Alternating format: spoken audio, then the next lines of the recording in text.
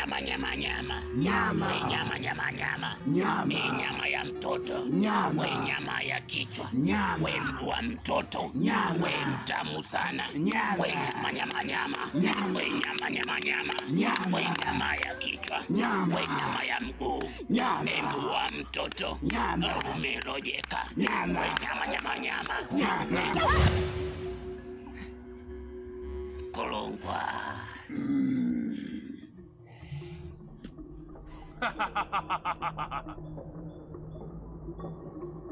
Nimefurahi sana kuona vijana wangu timu imeenea.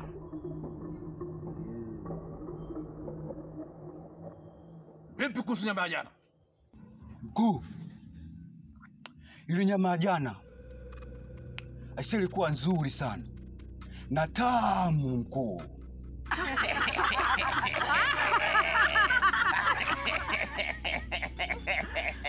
Tena mkuu, mimi nilifaidi sana. Nilipata nyama tamu. Sijui ni mgongo ule, sijui ni paja. Ilikuwa tamu. Kazi nzuri. Ila sasa kila mmoja akumbuke majukumu yake. Mmenielewa?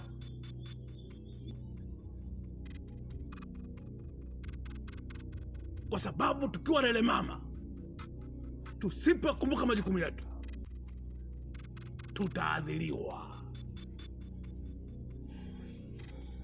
Nataka mpambane. Mmenielewa chawi? Ndiyo mkuu. Manka, Ndio mkuu. mbona umelegea? Hapana mkuu. Na kuahidi nitakuletea nyama nzuri sana.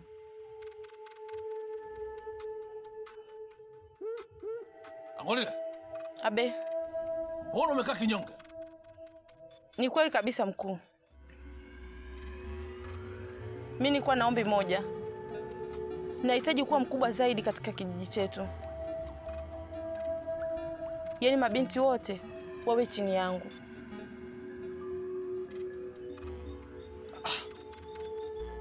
Unataka cheo gani tena? Wakati nilisha kufanya wewe kuwa mabinti wote kwenye hiki kijiji wako chini yako. Ni cheo kipi unataka? Yaani nahitaji kile ambacho nitaongea ndio hicho hicho wafuate. Fanya kazi yako kwa bidii. Nitakupandisha cheo.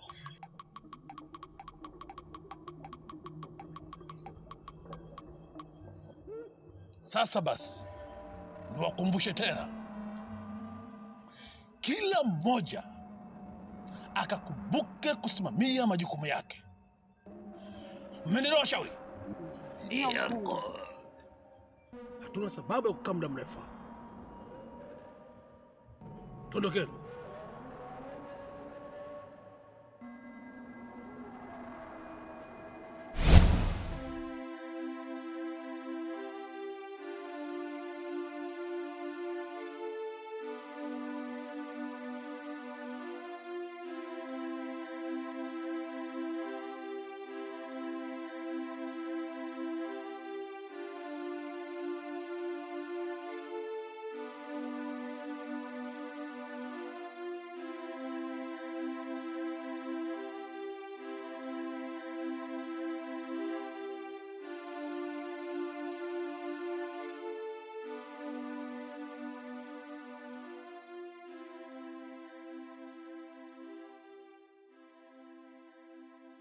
Kaundimbe, mambo? Poa, mzima? Mimi mzima, sijui wewe. Mimi niko poa. Kaundimbe, umependeza. Kaundimbe, unajua mimi na wewe ni wanachama, na kama sisi ni wanachama pale kwenye chama chetu, ukiangalia mimi na wewe ndo wadogo wa mwisho. Yaani kiumri sisi ndo wadogo. Sasa mimi nimekaa nimefikiria nikaona nikushirikishe, umeona? Nikwambie kwamba mimi na wewe tuungane ili tudumishe chama.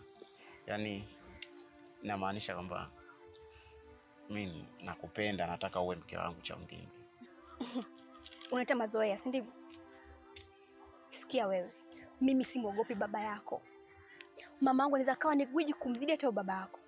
Kwa hiyo sihitaji tuzoeane. Hivi, ukiniangalia juu mpaka chini, naweza kuona mtu kama wewe? Heshima ifuate mkondo wake.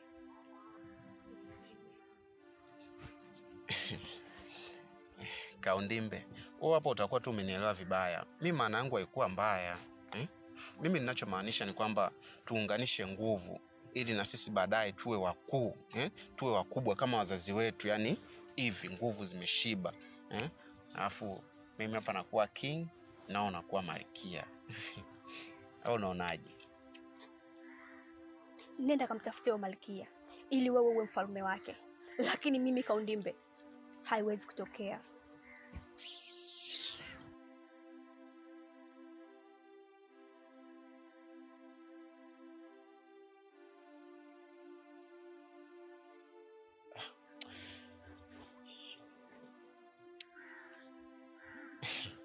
Lakini kwa kuwa atanielewa tu. Kaundimbe! Kaundimbe!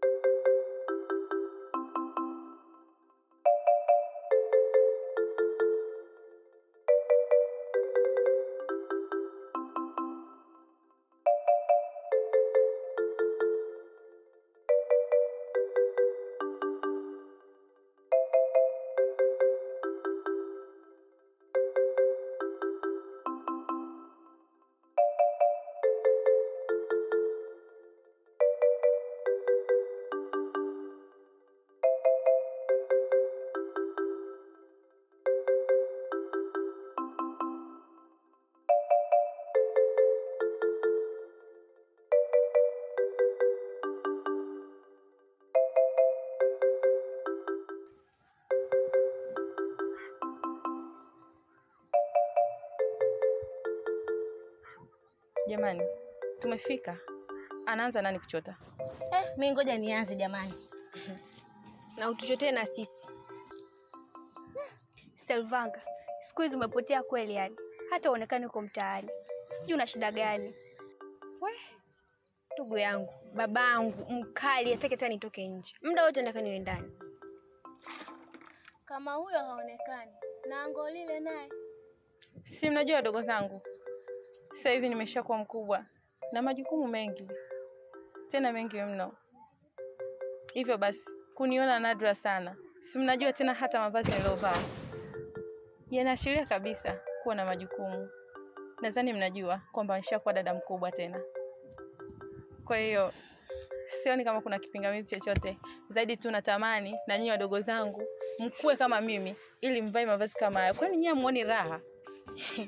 Hakuna asiyetamani hicho kitu. Na nalijua hiyo. Haya, nichotee maji basi. Dada mkubwa sasa. Haya, nikuchotee.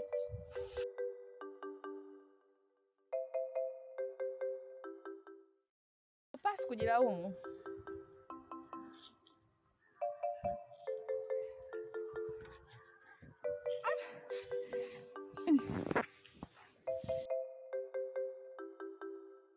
Haya. Naomba mnitushe kwanza mimi. Toba. Kinywa changu mimi. Sasa kujilaumu basi.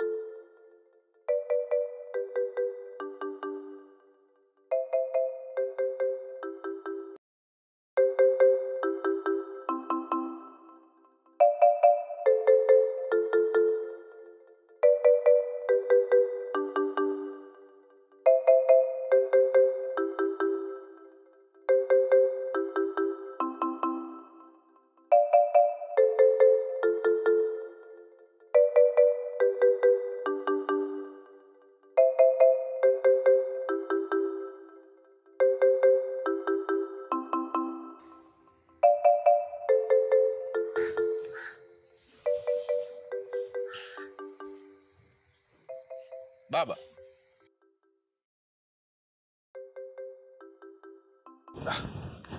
Kadagaa.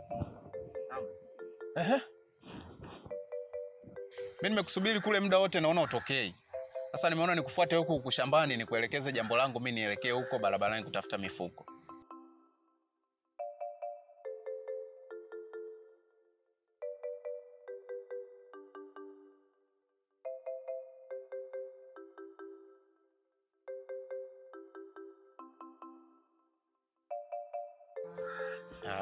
Baba. Umekuja na manyasi kabisa.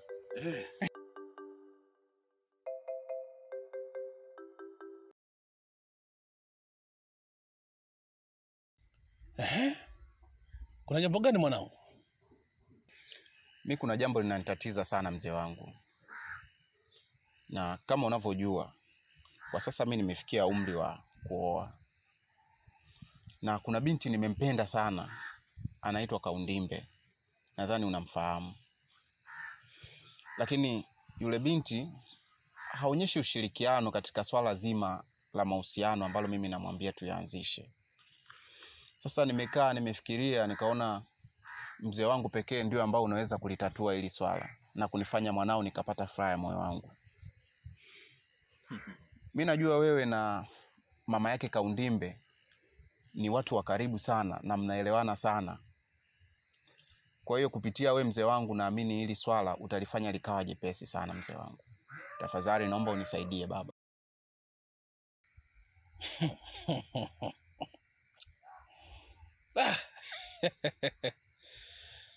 Yaani mwanangu swala hili ndio limekutoa huko mpaka unanifuata shambani.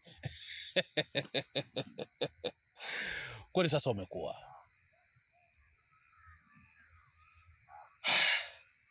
Na huyo Kaundimbe umeshajaribu kuzungumza naye? Nishakutana naye lakini katika maongezi yetu hajaonyesha ushirikiano wowote ule. Zaidi na zaidi amekuwa ni mtu wa kunikebei, kunipa kashfa na fedheha. Kwa hiyo ndio maana nikakufuata wewe mzee wangu ili uweze kunisaidia, maana upande wangu mimi naona nishakuwa ngumu.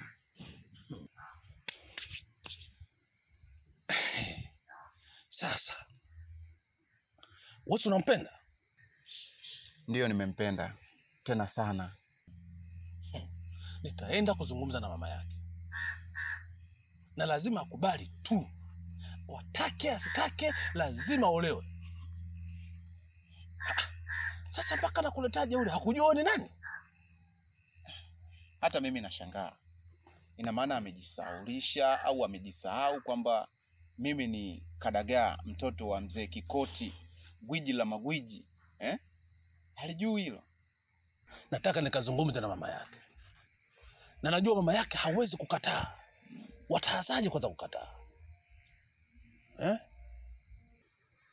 Alafu ninaombi baba. Mimi naomba unilisishe mikoba hata kabla hujazeeka sana. Kwa sababu naona nikiwa gwiji la magwiji kama wewe au zaidi ya wewe, hata hao watoto hawawezi kunisumbua baba. Kwa mfano kama mtoto huyu analeta dharau nikimuhitaji, naweza nikaingia chumbani kwake bila taarifa na nikafanya chochote ninachojisikia.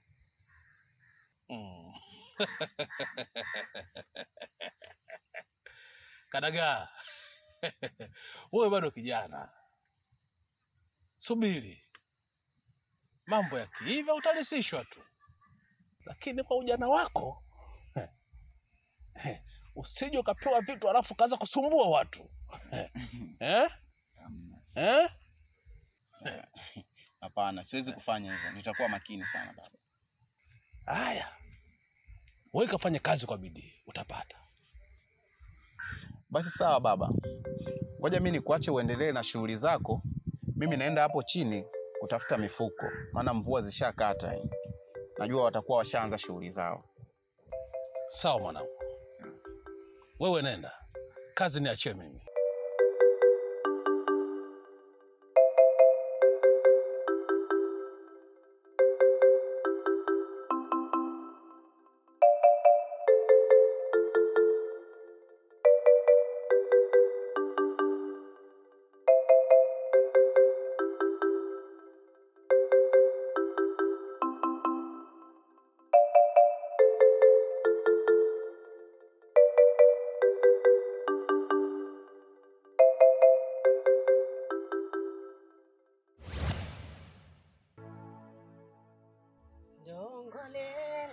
kiala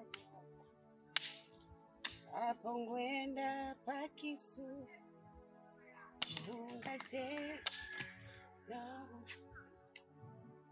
amosina pakilo mboka une ungase nanine mboka une ungase nanine ekangete ikisiga ailopa ya Yesu.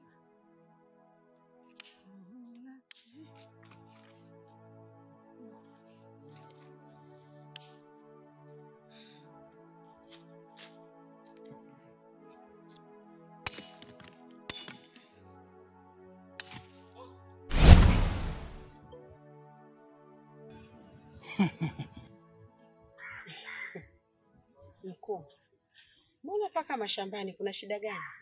Au kuna kosa gani nilolifanya mpaka umeamua kunifuata huko? Bitausi, wala usiogope, na hakuna tatizo lolote lolifanya, bali mimi nimekuja na jambo langu. Bitausi,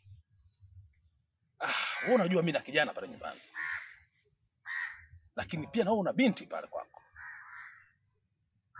Sasa nikakaa nikafikiria, nikawaza, nikasema kijana wangu mimi huyu tayari kashafikia umri wa kuoa.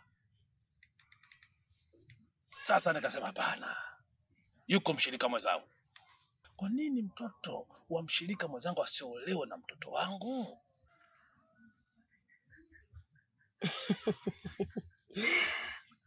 Mkuu, kwangu mimi si jambo baya. Si unajua watoto wetu hawa wao wanakuaga na machaguo yao, lakini nitajaribu kuongea naye. Kwa mimi nipo lazi kijana wako amuoe binti yangu. Kwa nitajaribu kuongea naye, ndakupa marejesho mkuu.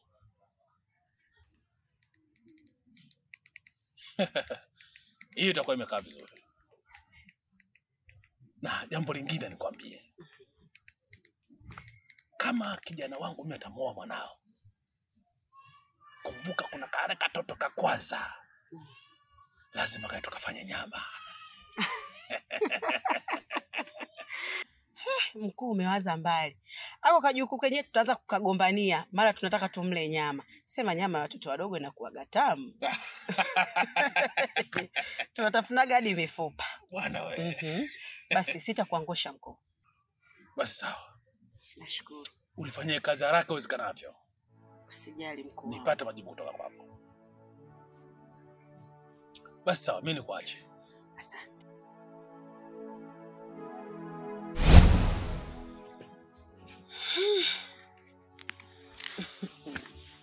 Mzee amekuja kunitisha hapa, nikajua si kuna jambo gani anataka kuniambia jamani. Amenitoa hadi kwenye mood. Hatari.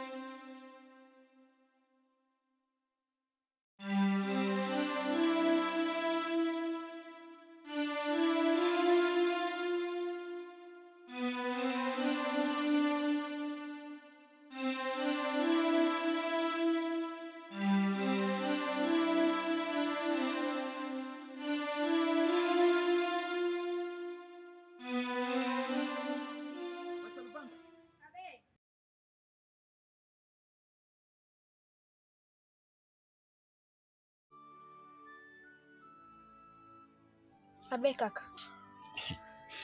Hivi Selvanga, ni nani ambaye anasambaza hii mifuko? Aliyakuwa unajua kila siku mimi nahangaika huku na kule kutafuta hii mifuko, mwisho wa siku ijae pale nikauze tupate hela ya kula. Lakini kila ninaporudi nakuta mifuko imesambazwa huku kote. Ni nani ambaye anafanya hiyo kazi?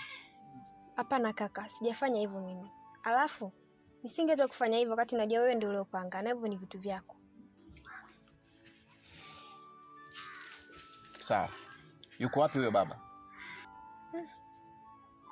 Nilimwona ametoka, ila nilimwona ana wasiwasi sana. Sasa sijui shida ni nini.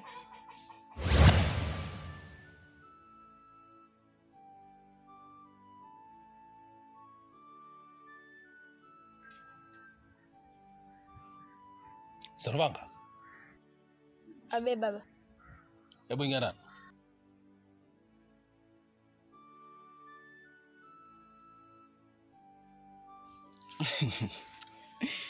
Mzee una mikwala wewe.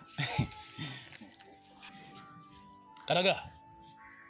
Kazi nimemaliza. Swala lako limeshakaa vizuri. Ni lazima umuoe yule binti. Hapo unavyoniona nimetoka kuongea na mama yake. Na tumefanya mazungumzo kwa kina sana. Na tumekubaliana ni lazima umuoe. Ha? Yaani, usitake kuniambia kwamba kila kitu ushamaliza mzee wangu. Tayari. Kiukweli mzee wangu, katika siku ambayo umenifurahisha, leo ni siku moja hapo. Na sina tu zawadi ya kukupatia kwa wakati huu, lakini nitakutafutia zawadi mzee wangu. Yaani kwa jambo hili, ukweli umenifurahisha sana baba. Kadaga, mimi najua zawadi nitapata. Wewe utakapooana na yule binti, najua nitapata kazawadi kamjukuu.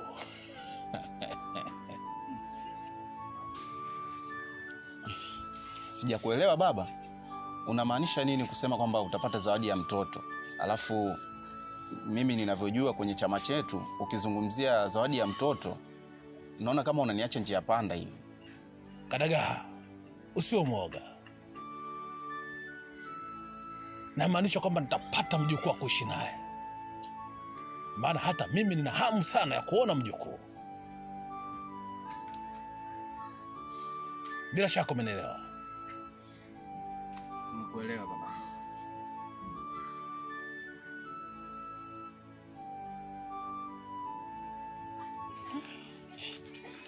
Yaani mzee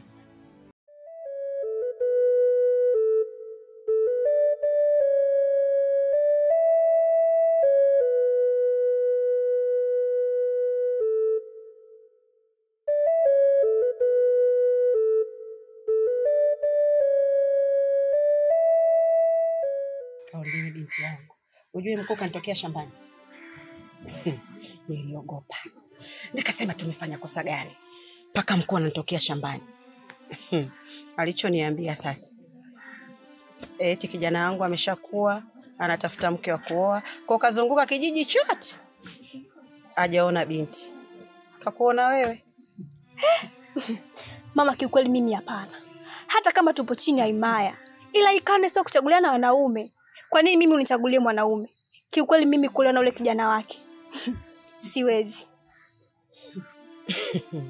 Sasa mwanangu, sio ushakuwa binti wewe uolewe. Haya unasubiria nini sasa kuolewa? Utaolewa tu. Mama, kila kizazi kitakachozaliwa si tu wachawi. Wewe mchawi mamangu, mimi mchawi. Bado familia yao wote wachawi. Bado tena nizae mtoto ambaye atakuja kwa mchawi. Waamle nyama mtoto wangu. Sasa kama ingekuwa kila mchawi anakula mtoto wake, mbona wewe sijakula mimi? Mama, hata kama. Sasa nisikilize Kaundime, mwanangu. Hautaki utaolewa, unataka utaolewa. Mimi nimemaliza binti yangu. Mama, utanisamehe tu. Kiukweli mimi siwezi kuolewa na ule kijana. Kamwambie kabisa ule mzee, sihitaji kuolewa na mtoto wake. Mimi Kaundimbe sihitaji. Kaundimbe? Wewe?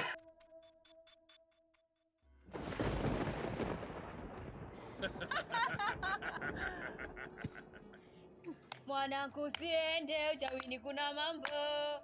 Wanangu sende uchapini kuna mambo yenyewe mazuri. mambo yenyewe Mazuri. mambo yenyewe Mazuri. mwanangu sende uchawini kuna mambo Wanangu sende uchapini kuna mambo. mwanangu sende uchawini kuna mambo Wanangu sende uchapini kuna mambo. mambo yenyewe Mazuri. mambo yenyewe Mazuri. mambo yenyewe Mazuri. mambo yenyewe Mazuri. mambo yenyewe Mazuri.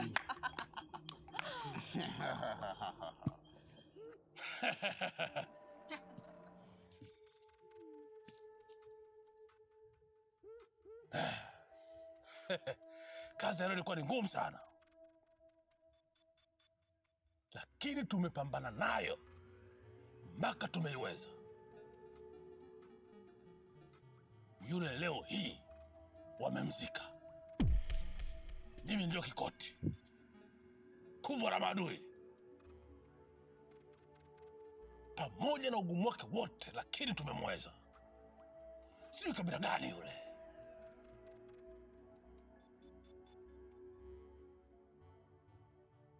Hongera sana mkuu. Yule jamaa sijui kabila gani, naonekana ameaga kwao, lakini pamoja na hayo yote tumemweza. Sasa basi, kazi iliyobakia ni moja tu. Inabidi akatolewe kule, aletwe hapa. Umeelewa? Ndiyo mkuu. Haya, nani ataenda? Labda aende Manga. Manga hatoweza. Yule ni mgumu sana. Ukoo aliotoka wako vizuri sana. Sasa basi, kwa ugumu alionao yule, nitakwenda mimi mwenyewe. Mmeelewa? Ndiyo mkuu. Ila sasa kila mmoja akakumbuke majukumu yake.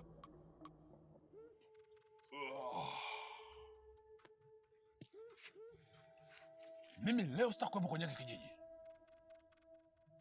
nitatoka, lakini kesho nitakaporudi hapa nitakuja na ule mzigo.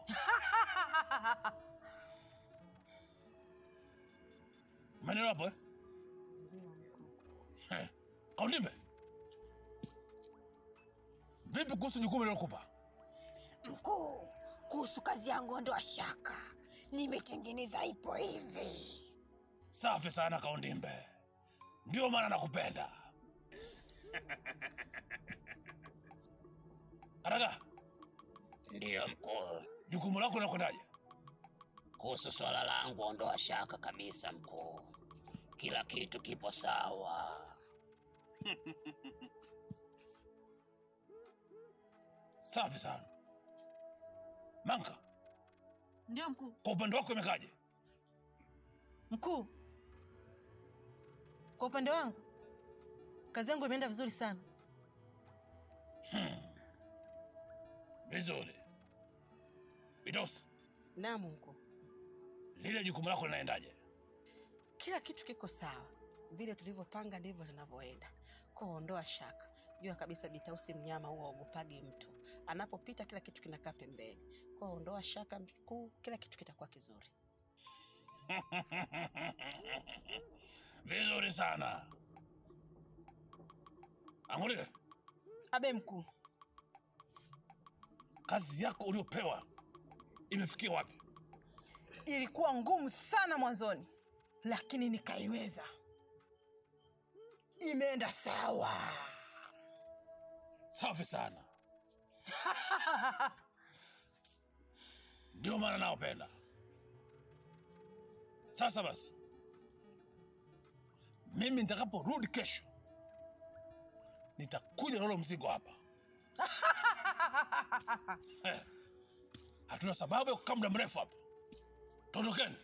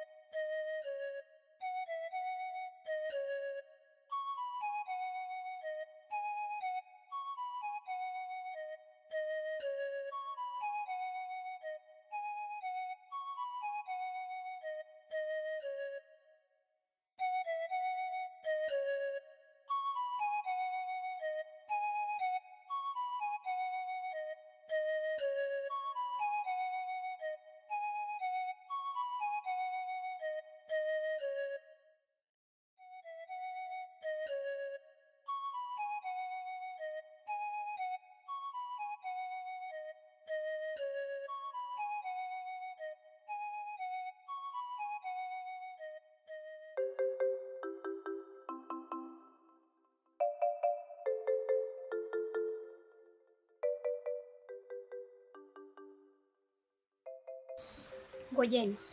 Unajua tukifika pale kila mtu anapita njia yake. Sasa kuna kitu nataka kuambia kuhusiana na hizi kuni tulizobeba. Mnajua kufika hizi kuni ni za mama. Kwa hiyo mkihitaji kwenda kufuata kuni, msiende peke yenu. Nisubirieni tuweze kwenda wote. Nadhani mpaka hapo tutakuwa tumeelewana, si ndivyo? Basi usijali. Sisi tutatunza hii siri. Tutakuwa tunachukua kimya kimya. Shida sio kuchukua kimya kimya. Shida ni nyie kwenda bila mimi. Mkihitaji kwenda kufuata kuni, nitafuteni mimi, tutaenda wote. La sivyo msiende. Basi tutakuwa tunakusubiria wewe. Nashukuru kwa kunielewa. Basi sawa. Twendeni basi wadogo zangu.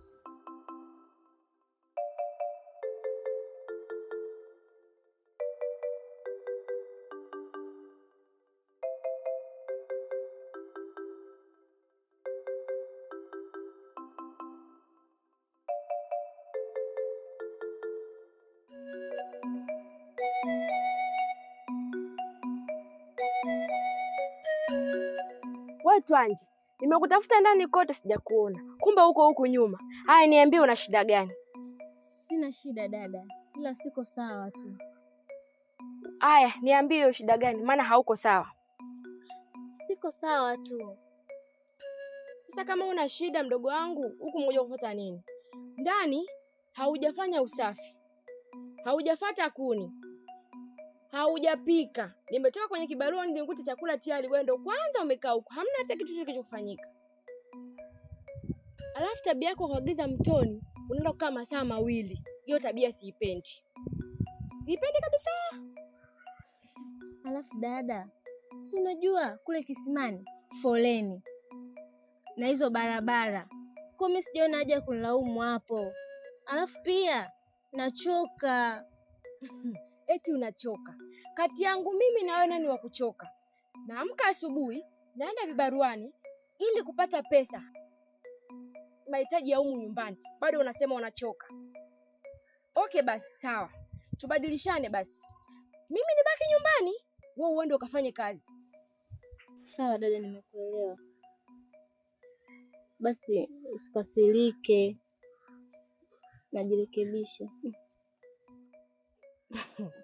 Haya.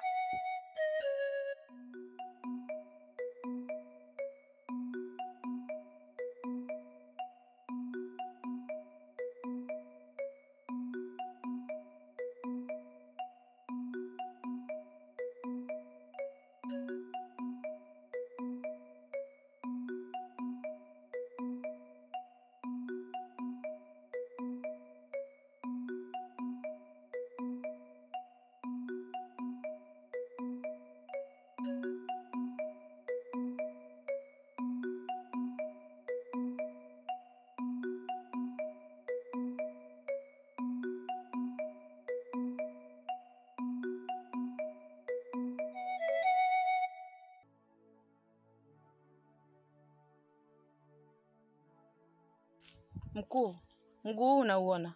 Nilikuwa naelekea kwa Bitausi.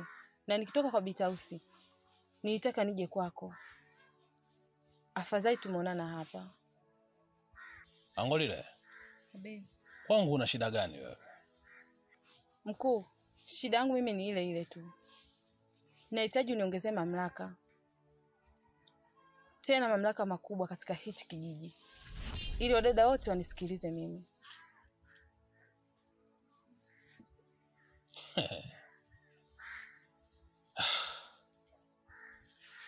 Sawa.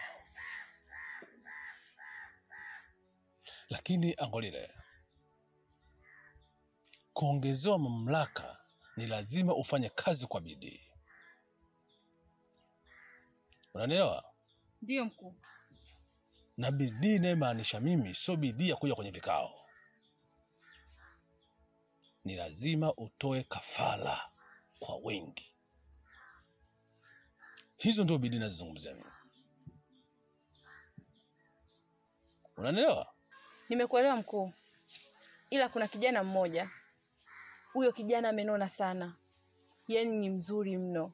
Na hisi atatufaa sisi katika sadaka zetu. Vizuri.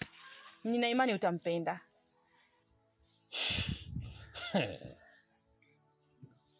Huyo kijana mnahusiana vipi? Mkuu, kwa sasa ni mapema mno. Nipe muda, utamjua tu. Vizuri. Ukifanya kazi yako kwa bidii, utapandishwa na kuwa na mamlaka kubwa. Asante sana mkuu. Nitafanya kazi yangu kwa juhudi kubwa sana. Kumbuka majukumu yako.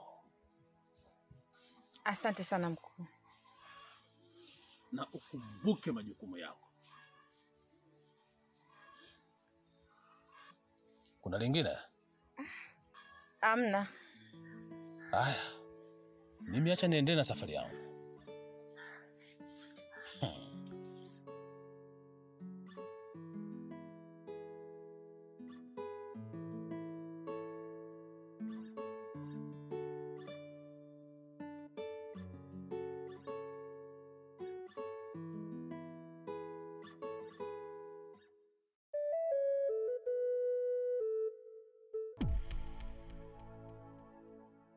Wewe nawe hizi nywele chafu hatari. Baadaye ukibatika kwenda mtoni ukazioshe. Sawa, lakini hata mwenyewe nikikwambia mama nisuke, unapita huko hata unataka kunisuka du. Sitaki mwanangu, nakuwa niko bize.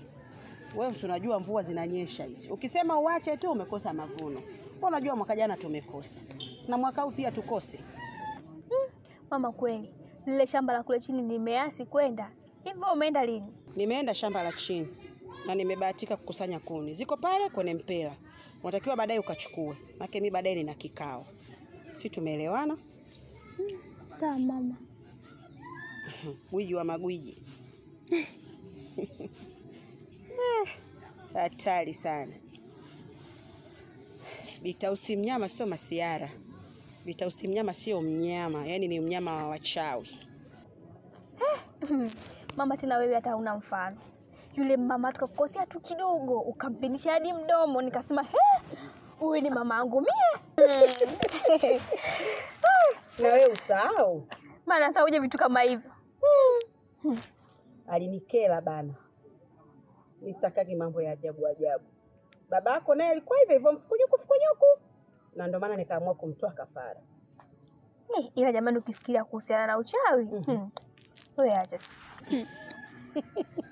Na nataka nimlisishe mjukuu wangu na make mwanangu siende uchawini kuna mambo. Ni mama, nataka hizo nyimbo zote unifundishe nizijue. Usijali mwanangu, utazijua. Na hapa nilikuwa nataka ukipata mtoto wako wa kike, nimlisishe uchawi wangu wote. Umeona mzee Kifuti sasa akiwa sasa pale kwenye kilindi. Nasema kila mtu asate majukumu yake. Sura yake kavu yule baba. Ila ukutana naye njiani kama sio yeye. Unataka kukimbia naye yule mzee ukasema baba ndo huyu. Kumbe baba umebeba moto. Hatari.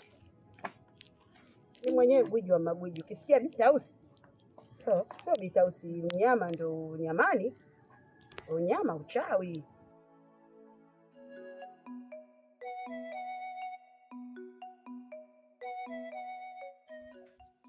Kwa jamaa, vipi kuhusu hela yangu sasa? Maana tumekusanya mifuko wote vizuri. Hela yangu utai unipatia.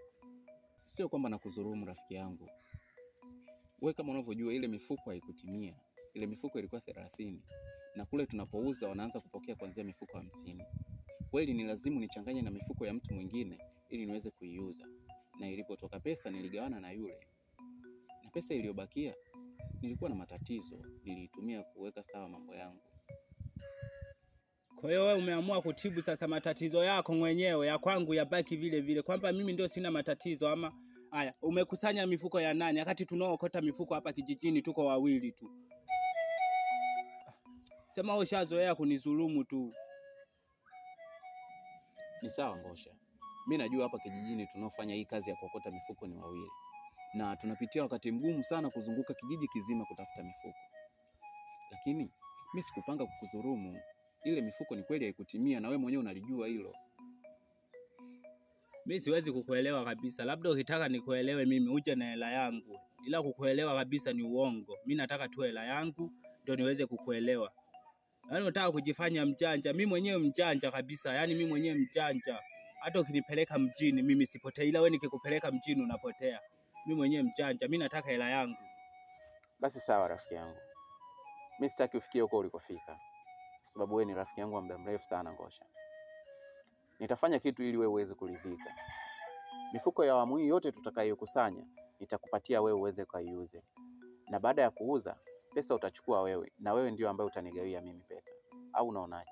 Usiona unanidima hivyo sasa, unanidima ili nilegee kwamba nikusamee, ama labda tukaokote mifuko, tukishamaliza kuokota mifuko yote inakuwa ya kwangu na mimi nilipize. So kwamba kila siku wewe unakula hela zangu. Wewe ni nani mpaka ule hela zangu? Mimi nataka na mimi hela zako na mimi zile sasa, uone ilivyo raha. Sasa hapo utakuwa unakosea Ngosha.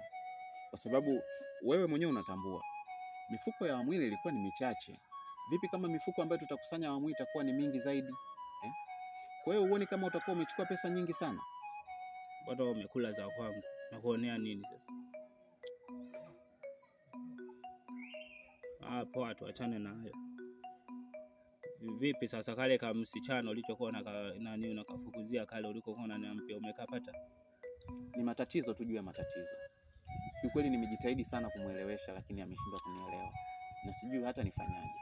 Yaani nilikwambia ungenituma mimi nikamwambie angekuwa ameshaeleweka. Sasa wewe mwenyewe unaenda, wewe mwenyewe unaogopa hata kuongea. Hapa yenyewe unaongea na mimi unatetemeka. Sasa yule utaweza kwenda kuongea naye.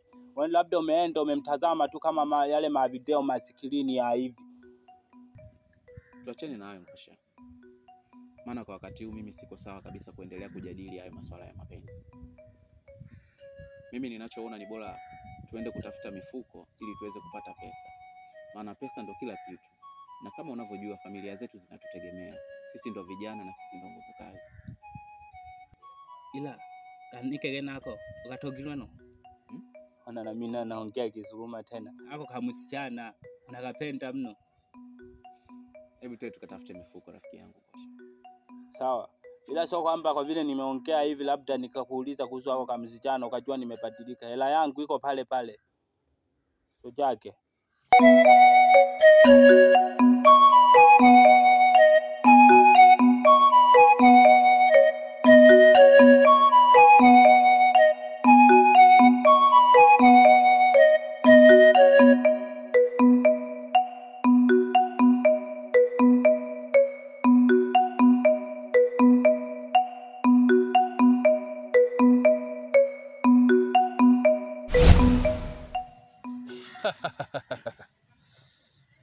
Kaundimbe, binti mzuri sana wewe. Kaundimbe, kuna maagizo nilimpa mama yako. Je, amekufikishia? Ndio, nishapata ujumbe wako. Ila huyo ulomtuma niletee mimi taarifa. Na mimi nilimpa kuletea majibu. Alikufikishia? Hapana. Bado haijafika. Na Kadagaa, mmeshakutana na kuzungumza mambo yenu? Ndio, nimekutana naye. Na tumezungumza. Pia tushakubaliana. Safi sana Kaundimbe. Nina imani nitapata majibu mazuri kutoka kwa mama yako. Sawa, acha mimi nikuache. Na wahi shamba kwenda kufuata kuni.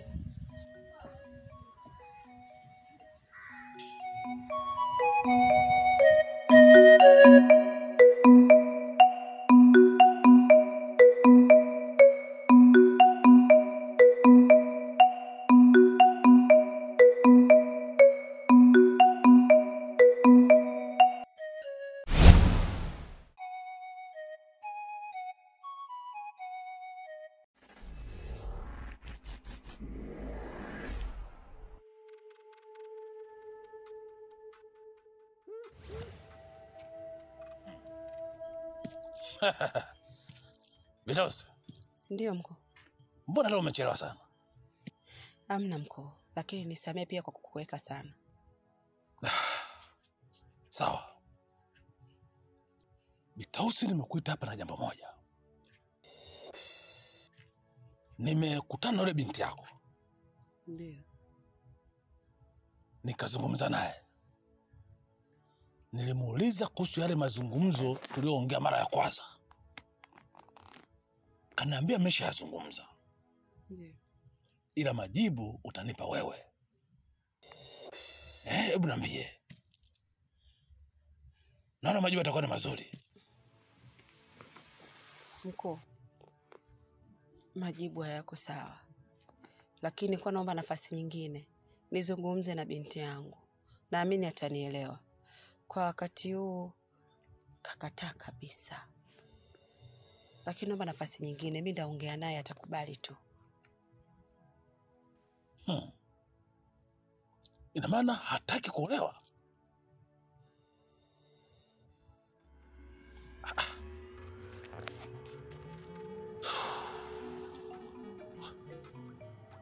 Hivi ahoni ufahari kuolewa kwenye familia ya Mzee Kikoti?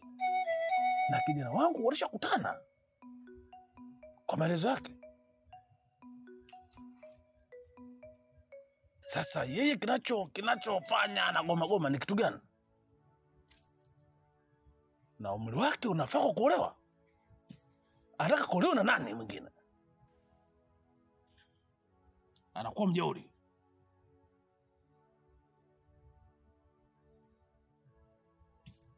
Naomba ukazungumza naye tena. Na ukamshawishi kama mama. Na uhakikishe anakubali. Umeelewa? Ndio mkuu. Mimi ndazungumza naye. Lakini Mzee Kikoti nakujua vizuri. Naomba usimzuru binti yangu. Ndaongea naye. Atakubali tu. Siwezi kumfanya kitu kibaya. Ila tu zungumza naye kwa kina. Ni lazima aingie kwenye familia yangu madam mwanangu amempenda. Kidagaa anataka kuoa. Kaundimbe anakataa. Yeye nani?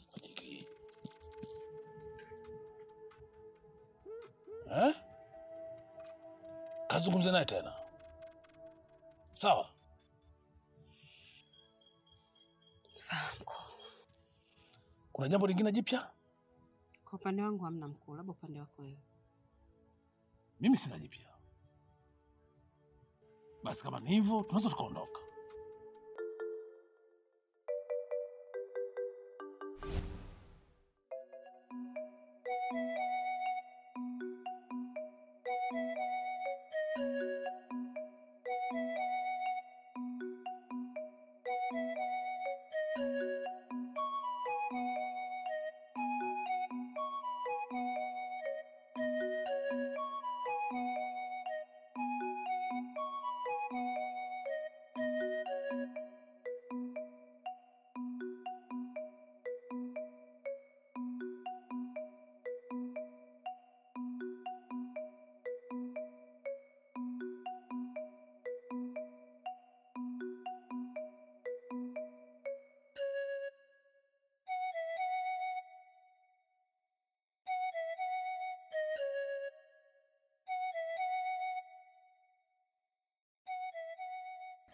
Hivi wewe unajikutani katika hiki kijiji? Hujui ukataliwa baba? Nimeshakwambia sikuhitaji. Ukaona jibu hilo alikutoshi, ikabidi ufuate hadi wazazi. Baada ya kumwambia babako, atanifanya nini?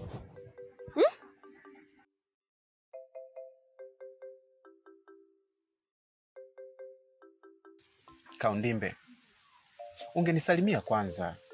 Hujui mimi nimeshindaje? Huko nilikotoka nimepitia changamoto zipi? Kwanza tunakutana tu unaanza kunikaripia. Kosa langu mimi ni lipi? Kukupenda ndo kosa langu? Kwa nini unanifanyia hivyo? Kadagaa, niliongea mara ya kwanza, mara ya pili. Ikifika mara ya tatu, sitaongea na wewe tena hivi. Nitakufanya kitu ambacho hujawahi kufanya katika maisha yako yote. Kaundimbe, hebu jaribu kuwa mwelewa. Mimi nakupenda. Nakupenda kwa dhati na kuhitaji. Kwa nini unashindwa kuelewa? Nadhani mpaka hapo tuko umenielewa. Usitake nikafungua makucha yangu.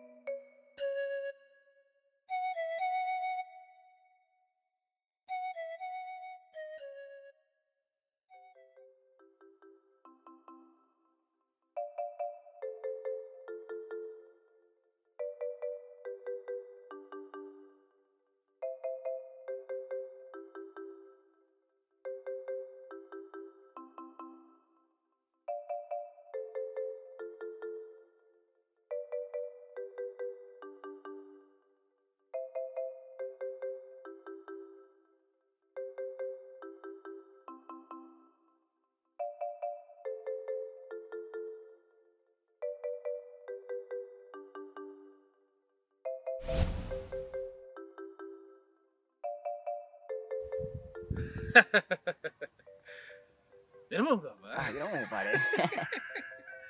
Mzee Kikoti.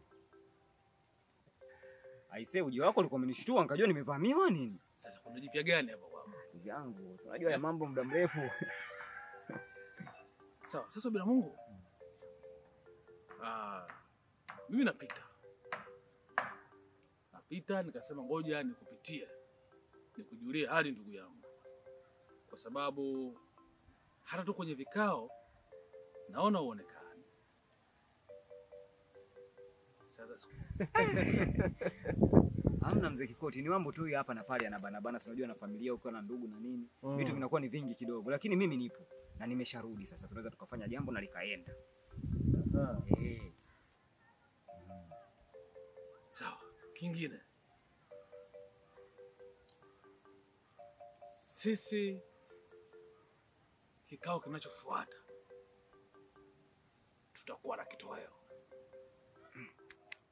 Shoma siala bwana. Hapo mzee. Wewe unajua kuniteka, unataka uniteke wewe. Kwa hiyo sasa ninakualika kwenye kitoweo hicho na wewe uwepo. Tena ni kitoweo cha mtu mzima. Hilo ni jambo la muhimu na la msingi sana ambalo umeniambia. Kusema kweli sijara yama na muda mrefu sana. Na muda kweli. Mimi nitakuwepo. Yaani kuahidi kabisa nitakuwepo kwa furaha zote, kwa bashasha na sikuangushi. Lazima tufanye vitu bwana. Alafu na watoto wadogo hao wanaojifanya wanajua, lazima tuwanyoshe. Wanajifanya wanajua, sasa tuwanyoshe, tuwaike kwenye mfumo. Tusharudi wale bwana wazee wa kazi bwana, usichezee bwana. Haya. Taarifa nishakupa. Sio kasema mzee wangu. Kwa tumesikia tu msiba huko, alafu kitu chenyewe kimekuja kwenu. Hatujalikana. Kwa hiyo nimeshakualika. Usikose, nitapiga mbiu. Wote tutakuja. Sawa Sawa. Haya. Basi mimi nisikae sana hapa. Niende niwatembelee na wengine. Basi sawa, haina shida. Nahisi nishaipokea hilo, nitalifanyia kazi. Haina tabu. Sawa. Mimi acha niende. Haya, haina shida. Haya Binamungu. Haya.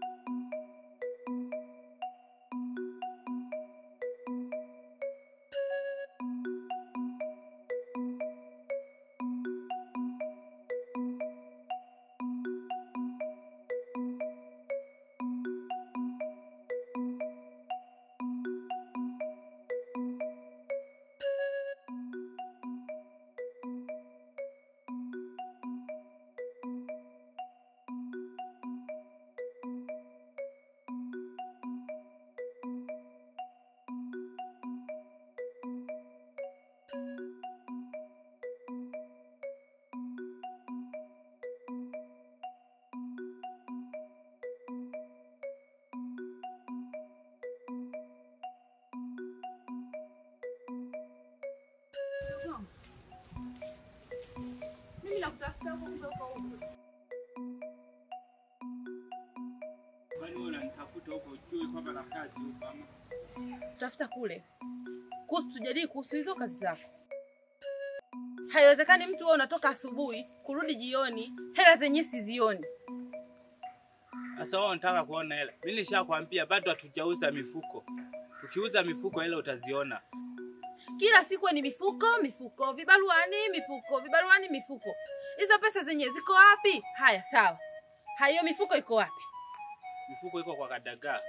Kadagaa? Ndugu wangu hivi una akili sasa? Unawezaje kuchukua biashara yako au mkabidhi Kadagaa? Sasa siiko kule, maana tunakusanya naye, tumeweka kule kwao. Hawezi kunizulumu. Akinizulumu mimi namburunda kweli. Au umeshawahi kufanya biashara nyingine tofauti na hii? Tushafanya naye ndio. Basi sawa.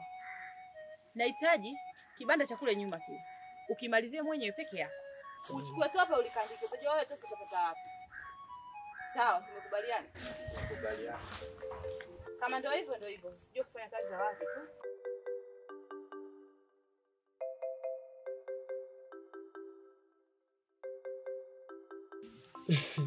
Kaundime binti yangu. Nikuita hapa nataka tuongee kidogo. Si unanielewa? Na nataka tuongee hapa kama mtu na mama yake, kama mtu na shoga yake, kama mtu na rafiki yake.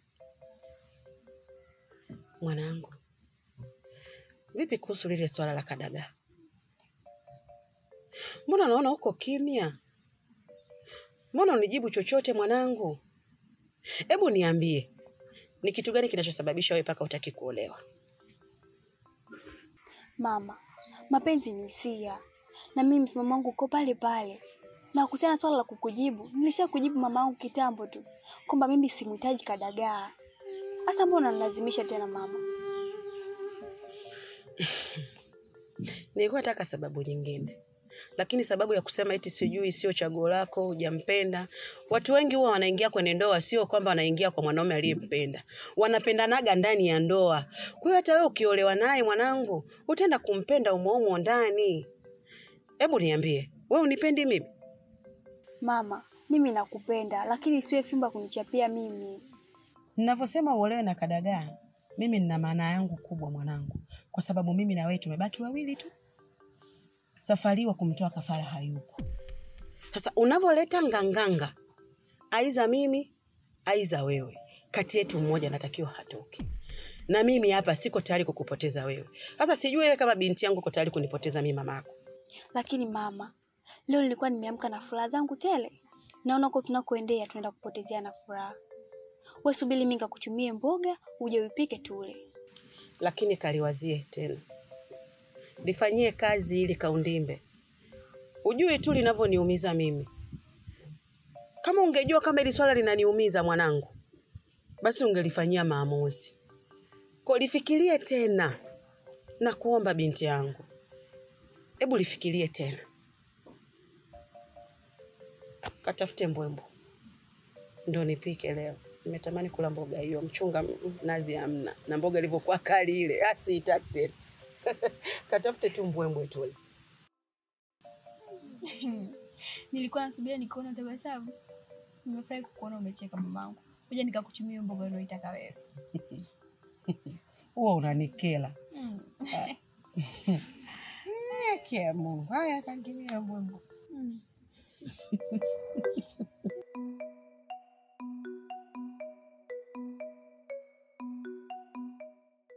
Mjomba. Mjomba. Nani?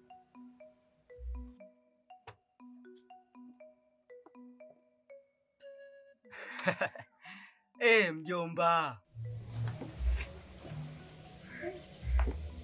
Karibu. Asante. Sikutegemea kama nitakuta mjomba. Nimekuja mara mbili. Naomba alikuwa na wasiwasi sana. Mjomba, mimi nipo. Nilitoka tu mara moja. Si unajua tena mambo ya maisha. Nilienda kutafuta huku na kule tu lakini ndio hivyo nisharudi. Mwambie mimi mzima wa afya, hata asijali. Ni utafutaji tu hapa na pale wa kwenda kutafuta riziki. Sawa mjomba? Basi mjomba, ngoja mimi niende nyumbani nikampa taarifa. Kwa kuwa alikuwa na wasiwasi sana juu yako. Nikamwambia mjomba nimemkuta ni mzima wa afya kabisa. Sawa mjomba, msalimie mama. Sawa mjomba, lakini nilikuwa naomba machungwa. Machungwa tena? Yaani nilivyotoka tu. Sawa. Nimekuta watoto washayatungua machungwa yangu. Yaani kiasi cha kwamba mwenyewe hapa nimekasirika, lakini usihofu. Wiki ijayo wewe njoo utakuta machungwa tele. Kafurushila mchele hivi. Aya sawa, kwa heri. Haina shida mjomba. Aya, bye. Mjomba.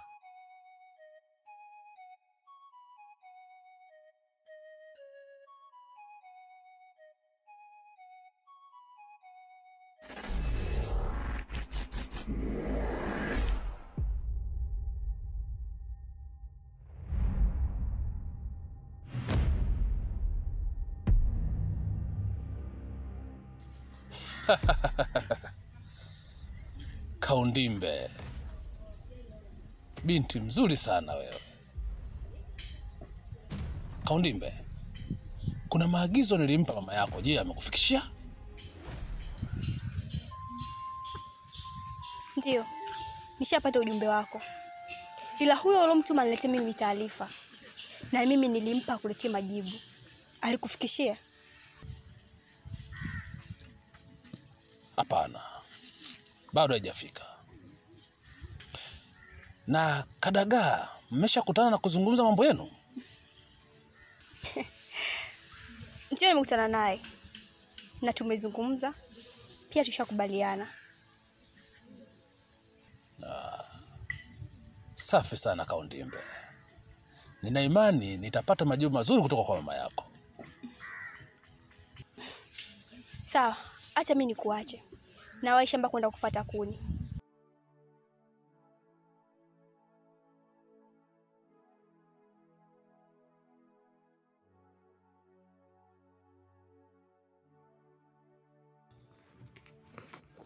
Mkuu, majibu hayako sawa, lakini kwa naomba nafasi nyingine nizungumze na binti yangu. Naamini atanielewa. Kwa wakati huu kakataa kabisa, lakini naomba nafasi nyingine. Mimi ndaongea naye, atakubali tu.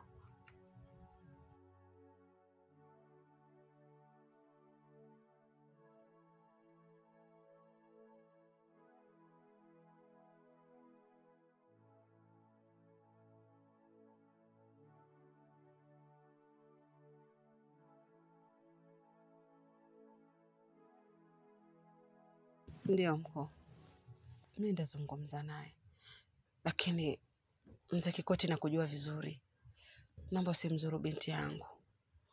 Ndaongea naye, atakubali tu. Siwezi kumfanya kitu kibaya, ila tu zungumza naye kwa kina. Ni lazima aingie kwenye familia yangu, madam mwanangu amempenda.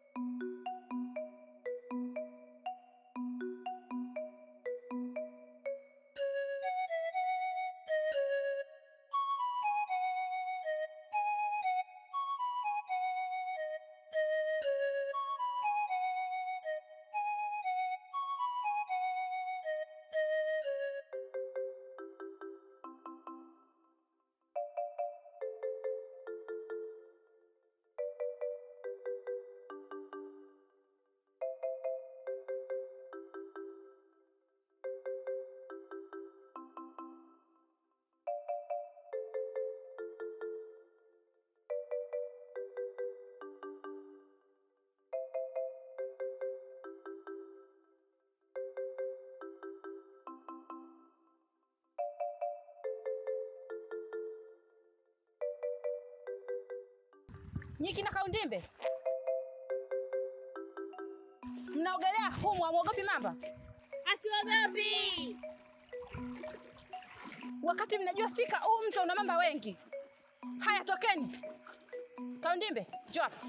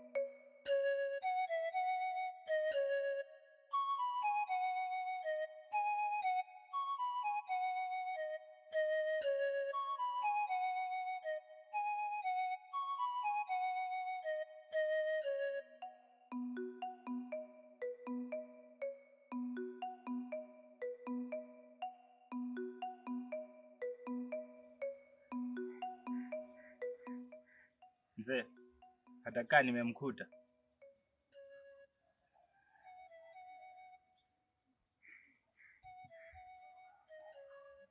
Wewe mzee, tuseme unisikia au nakuuliza hata kaa nimemkuta. Sio unaniangalia tu.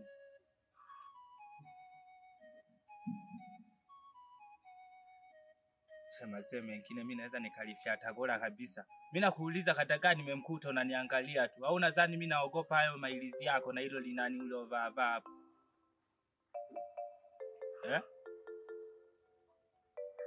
Mimi nimekuuliza hapa hata kaa nimemkuta unaniangalia sasa. Au nimekuwa video sasa lisikilini tuseme unavoniangalia.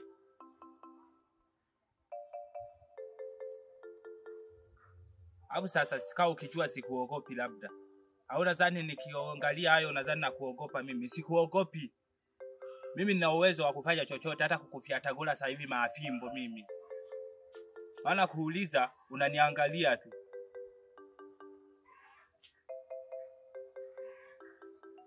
Hata kaa yupo hayupo. Sina kuuliza hata kaa yupo hayupo. Mazee mengine anazeeka alafu yanavaa mailizi. Wewe ushazeeka mailizi ya nini unavaa sasa? Ili tukuogope hao. Sawa, wewe unajifanya. Endelea na dharau zako. Taonana. Ugena tuje. Sawa naene. Labda sio mimi ngosha. Naweza nikakufyata gola kabisa. Sio unaniangalia mimi, unaniangalia unanijua.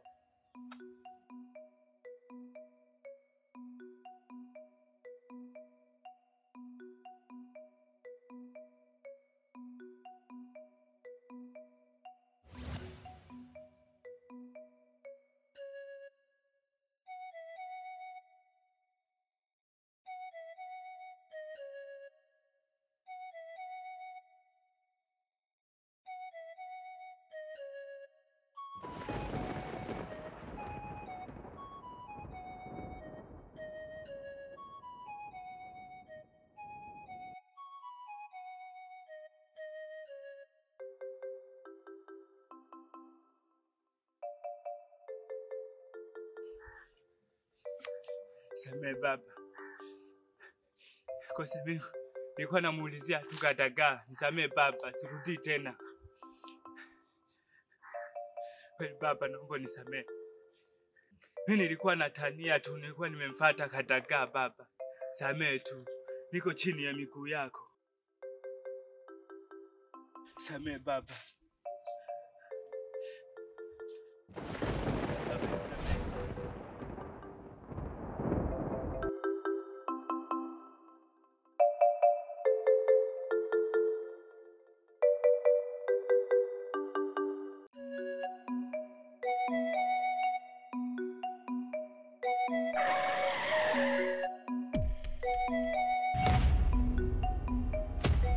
Wengosha.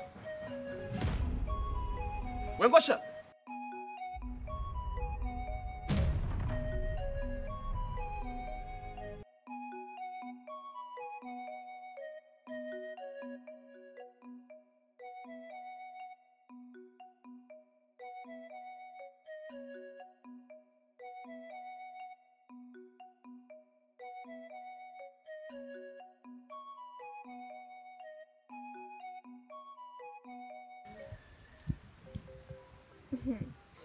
Sasa nilipofika nyumbani, nilikuwa na nyati mama simsikie. Maana nilikuwa nimelowana vile. Na Aisha nikataza kabisa mawazo ya kwenda kuogelea kule mtoni. Yaani hata sijui ingekuwaje rafiki zangu. Maana mamangu namjua mwenyewe, akianza kuongea hamalizi muda huo. Alipokuja kuogelea kule mtoni, alinikela. Sijui tokeni kwenye maji, achini kuogelea. Sijui atanitamani kufanya nini. Mwenzenu mimi alinikela. Alivyokuja anatuambia kwamba tokeni kwenye maji kuna mamba. Mamba gani? Nyie mliona mle mamba? Mimi naona nyie hamjakelekwa. Hamjakasirika. Mimi alinikela pale anapokuja naanza. Kaundimbe. Njoo hapa. Katoka hapo. Twanje. njoo hapa. Eti kuna mamba humo. Mamba aliyaweka. Tumeogelea mle. Kuna mtu alivutwa na mamba. Hata wivu tukisaeti pati. Afu na sisi tumekosea. Ilibidi pale tuvuta na sisi tungemvutia mtoni. Ungeweza. Afu unaonekana unamuogopa eh? Hasa watu watatu tunamshindwaje? Tunamvuta ndani ya maji na yule mwili wake una maji analia.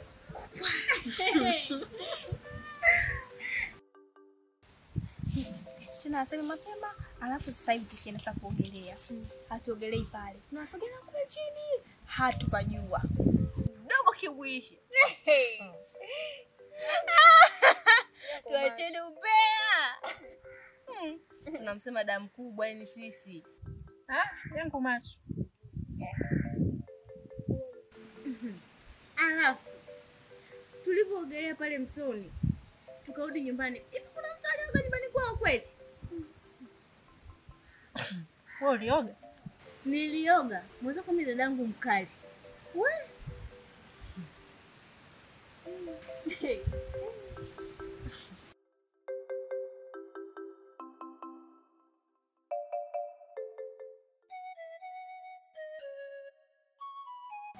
Wengoshe.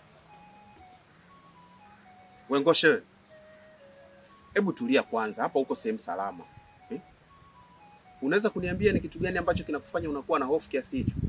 Na kwa nini umeniona pale umekimbia mbio ambazo sijawahi kukuona ukikimbia kiasi hicho? Shida nini? Sikiliza kabisa Kataka. Mimi na wewe mazoea sitaki. Yesu unanisikiliza. Mazoea kabisa yafe. Mbona nashindwa kukuelewa Ngosha? Unafahamu fika mimi na wewe ni marafiki. Na urafiki wetu sasa unakuelekea ni kama ndugu. Alafu leo unakuja kuniambia hutaki mazoea na mimi. Kwa nini unasema hivyo? Au kuna kitu gani kikubwa ambacho kimekutokea nilichokufanyia mimi mpaka unapelekea kuongea maneno kama haya? Kataka. Sitaki mazoea na wewe kabisa. Mimi toka nimekuja pale kwenu. Ninakufuata. Naenda kumkuta Lizeli imekaa pale. Inaniangalia tu, yani alinijibu wala alifanya nimevaa mailizi. Alioniongelesha. Ile nafika naondoka, nafika kule mbele, ile mzee likatokea mimi. Sasa nikabidi nikimbie. Sasa mbona unazungumzia vitu ambavyo haviwezekani kabisa? Isije kuwa unaota Ngosha. Kwa mimi nakwambia unasema ni ndoto, kwa hiyo ndio umenifuata eti. Na hivyo vitu mara nyingi mimi nimewahi kusikia tu ni historia kutoka kwa mababu zetu. Na mara kibao tunakuwa tunaona kwenye video watu wanapaa. Hivyo vitu ndio vipo. Alafu ukiangalia huyo mtu ambaye amekutokea sio mimi. Sasa kwa nini matatizo ambayo yamekukuta huko na mtu mwingine unakuja unayahamishia kwangu mimi? Sikiliza hata gani nikwambie.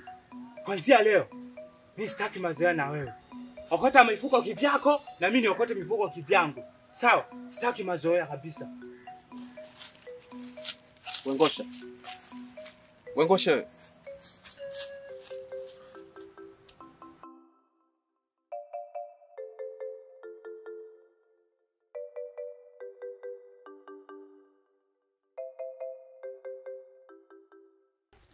Kaundimbe.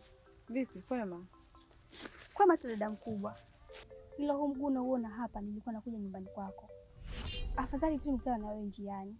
Kuna kitu kinaniumiza sana kwenye akili yangu. Niambie, au unataka tukaongelee nyumbani?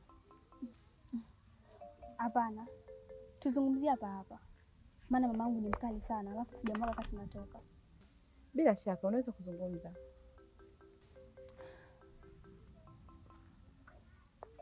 Dada mkubwa. Ndio. Mama yangu pamoja na mzee Kikoti wananilazimisha sana niolewe na Kadagaa, kitu ambacho mimi sikihitaji. Kwa nilikuwa nakufuata wewe dada yangu, nipo ushauri. Nini nifanye? Ina maana mkuu kalizia. Ndio amelidhia. Tena huyo ndo mtu ambaye ananipa mawazo sana, kwa sababu hataki hata kuelewa kwamba sihitaji au vipi. Kama mamako kalizia na mkuu wa uchawi kalizia, mimi sioni haja wewe kupinga, kwa sababu tamaduni hizo zilianza zamani kabla sisi kuzaliwa. Nimeshajua niko peke yangu, ila sitachoka. Nitaendelea kupambana kwa kila mmoja ambaye atakayeingilia hili. nitahakikisha nimshinda.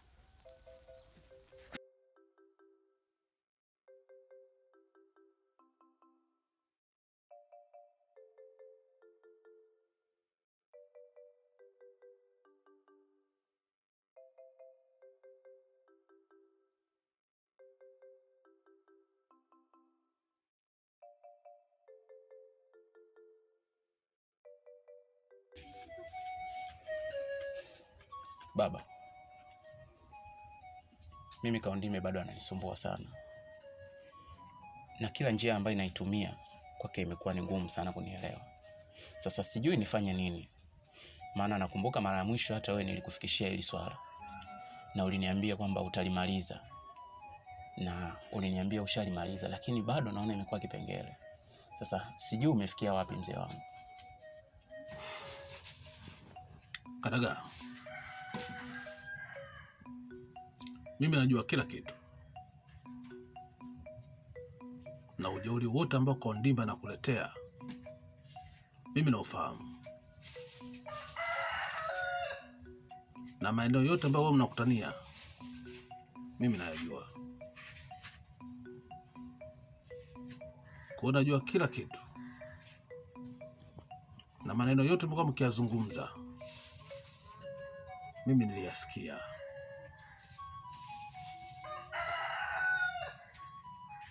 Umeelewa?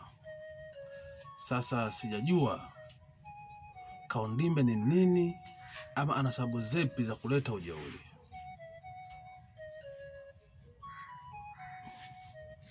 Kwa hiyo basi mimi naona kuna kila sababu ya kumtafutia upelelezi Kaundimba. Upelelezi? Ndio. Baba, Kaundimba ni mtoto mdogo sana na yuko chini ya himaya yako. Kuna haja gani ya kuweka mpelelezi wakati wewe mwenyewe ni mpelelezi tosha? Kadaga, ukiwa kwenye himaya yako wewe ndio kiongozi, alafu anatokea mtu unayemuongoza anaanza kukuletea ujeuri, usihangaike na ujeuri wake, ila pambana ujue chanzo cha ujeuri yake kiko wapi, kipi kinampa nguvu kuleta ule ujeuri. Si unaelewa hapo? Hapo ndo naanza kukuelewa baba yangu. Kwa hiyo unataka kuniambia ni kitu gani ambacho kinatakiwa kifanyike? Haya basi anache mimi. Kaundimba kwa haya anayoyafanya lazima kuna kitu kiko nyuma yake. Kaundimba kwa haya anayoyafanya lazima kuna kitu kiko nyuma yake. Ndio maana nikasema nataka niweke mpelelezi, tuangalie iko sehemu gani. Je, ni kwa mama yake? Maana yake mama yake mimi nazungumza naye, analizia swala hili, lakini kwa nini anakata? Mimi nasema mama yake anakubali, yeye akatae ni nani? Lazima kuna kitu. Kwa lazima tuanze upelelezi hizo kwenye familia yao pale pale, ama upande mwingine mimi nitajua cha kufanya. Sawa baba, lakini nakuamini kwa awamu ya mwisho, maana ushasema sana ni kuachia hili swala alafu sijaona matokeo yake. Zaidi na zaidi nibaki tu naumia wakati huo mzee wangu upo, mtu ambaye nakutegemea kwa kila jambo, na unajulikana katika kijiji chote hiki, Kikoti wa makoti, gwiji la magwiji. Sasa nashangaa sana huyu mtoto mdogo anapotuzidi akili. Atatafuta matatizo kwa familia yake, manake kijiji hawatamuelewa, wala mimi sitamuelewa, wala sitaielewa familia yao. Suna nielewa hapo? Kwa Kaundimba lazima aolewe na wewe. Hawezi kutubishia mtoto mdogo yule. Basi sawa mzee wangu, kama ulivyosema, ngoja na mimi nifuate hivyo hivyo, nikuachie wewe hili swala. Haina taabu mwanangu. Sawa, mimi niko ndani.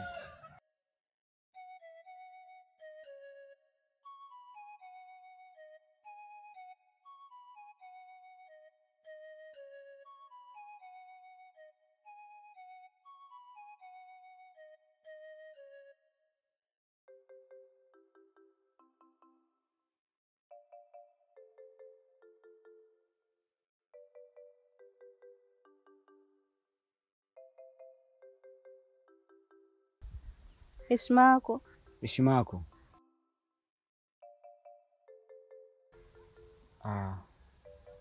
Wewe ni mwenyeji kwenye hiki kijiji? Ndiyo, mimi mwenyeji kwenye hiki kijiji. Na ni mtoto wa nani? Mimi mtoto wa Salmato. Salmato? Ndiyo. Salmato huyu unamfahamu? Ndiyo. Kwa unafahamu? Tunajuana. Ila haina shaka. Wewe ni binti mzuri sana. Asante.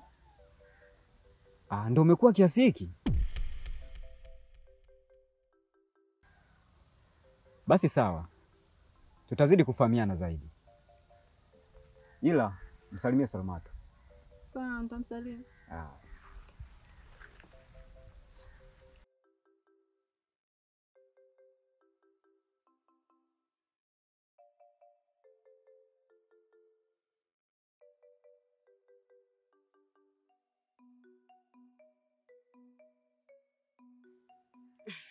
Kaundime, mbona kuni zangu zinapungua?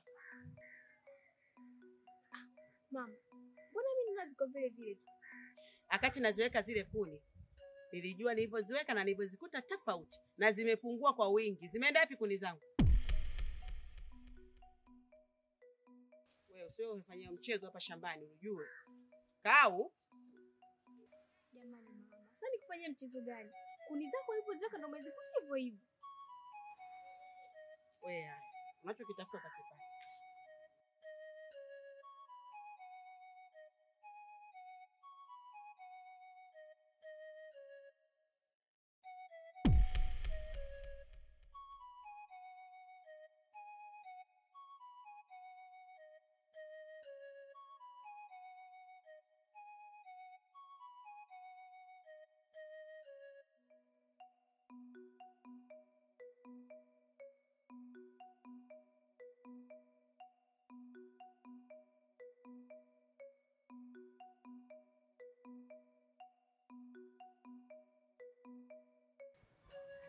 Heshima yako mkuu. Heshima yako mkuu.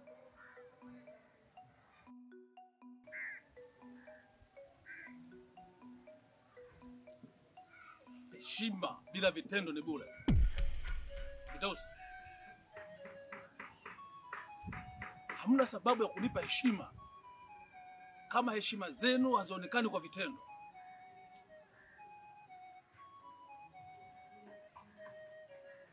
Haya, hapa ni mwakuteni wote wawili.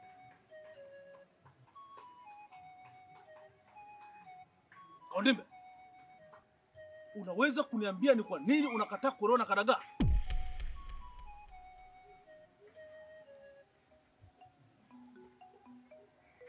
Kitausi, huyu mtoto ndivyo mlivyomfundisha? Ni malezi gani haya?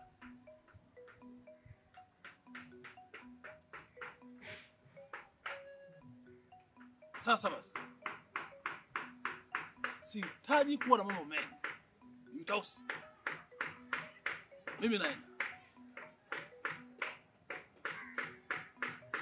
lakini nitaomba jibu lililonyooka. Ni aibu hii. Familia ya bibi Mzee Kikonde inakataliwa. Wewe ni nani?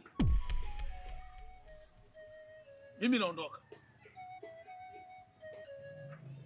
ila nitahitaji majibu yaliyonyooka.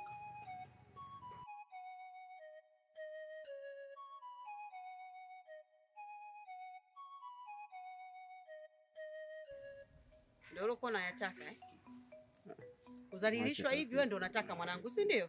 Kaundimbe. Hivi unajisikiaje hivi jamani? Kwani utakatika wapi binti yangu ukiolewa na kadagaa?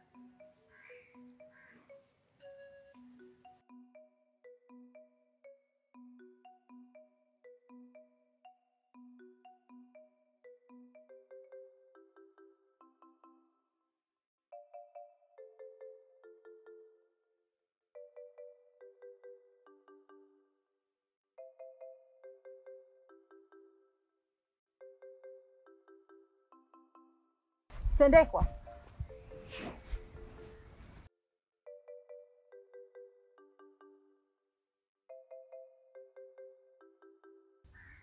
Mbona nilikuwa sikuoni katika hichi kijiji? Ulienda wapi? Samahani dada yangu Lili, nilipata na dharura na ilikuwa ni ghafla. Dharura ghafla? Ulienda wapi? Nilipatwa na msiba. Msiba? Mlifiwa na nani? Nilifiwa na mtoto wa mjomba wangu, ndio nilienda kuzika. Siku nyingine isijirudie tatizo kubwa kama hilo. Ningekupa binti wa kuongozana naye na sio uende peke yako. Umenikosea sana. Samahani dada yangu Lili, haitajirudia tena.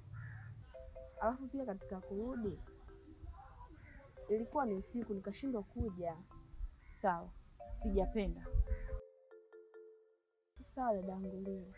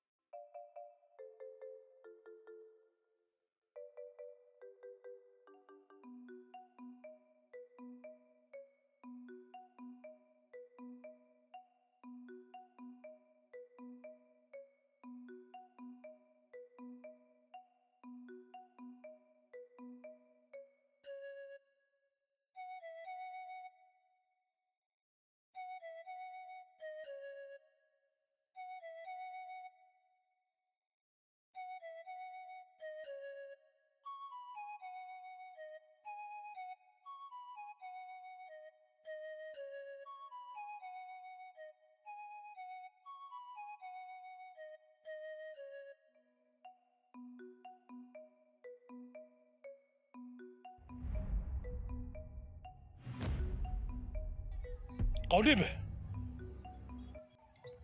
hivi wewe unajiamini nini wewe?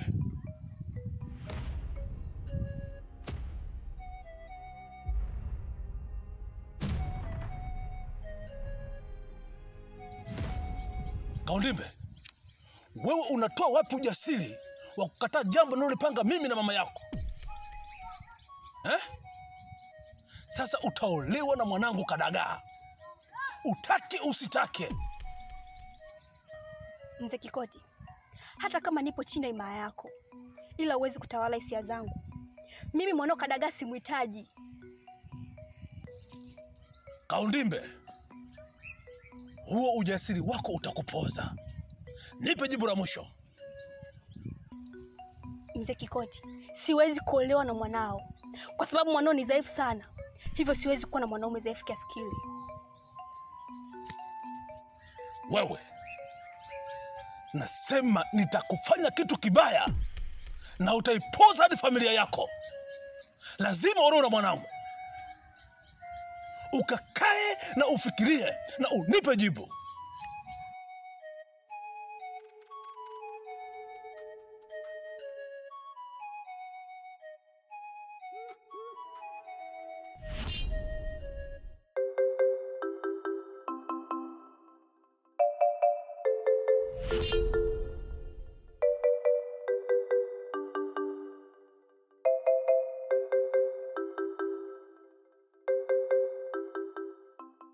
Manka. Habari dada mkubwa. Kuna kitu nataka nizungumze na wewe. Jambo gani dada mkubwa? Mbona unataka kunishtua? Hivi una taarifa kuwa Sendeko alitoka katika hichi kijiji, alienda kijiji cha pili kwenye msiba? Sendeko? Hapana dada mkubwa. Sina taarifa yoyote kuhusu Sendeko kuwa alienda kwenye msiba. Hapo nimeshajua kitu. Nahitaji ushirikiano wako nipate kujua taarifa zake zaidi, kama alikuwa kwenye hicho kijiji kwa ajili ya msiba au la. Ninaamini utafanya uchunguzi kikamilifu zaidi na uniletee hizo taarifa mimi. Sada mkubwa, mimi nitafanya uchunguzi kuhusu hilo. Nitakupa taarifa. Sawa. Hivi Kaundimbe leo asubuhi umeonana naye? Dada mkubwa, toka jana asubuhi sijaonana naye kabisa. Hiyo sio mada yangu kubwa ya kufanya mimi tukutane hapa. Nitampata huko nyumbani kwao. Sada mkubwa, nimekuelewa. Ulifanyia kazi hii. Sada mkubwa.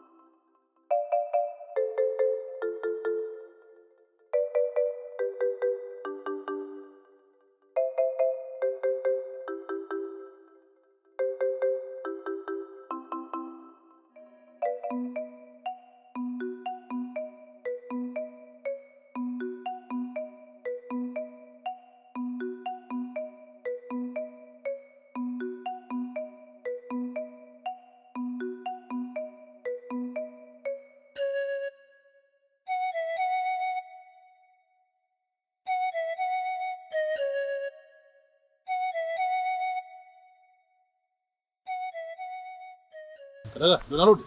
Ndio baba. Shikamoo. Baba. Sema leo kazi imekuwa ngumu sana. Nimezunguka huko kote huko mitaani, nimefanikisha kupata mifuko hii tu mitatu. Lakini sio mbaya kwa sababu wahenga wanasema mkaa bure sio sawa na mtembea bure. Angalau nimerudi na hii inaweza kusaidia. Alafu baba, nimekutana na yule rafiki yangu yule Ngosha. Ila sijamuelewa. Kwani alikuja hapa nyumbani? Ngosha? Yule rafiki yangu Ngosha yule ambaye anavaa mashuka ya Kimasai hivi.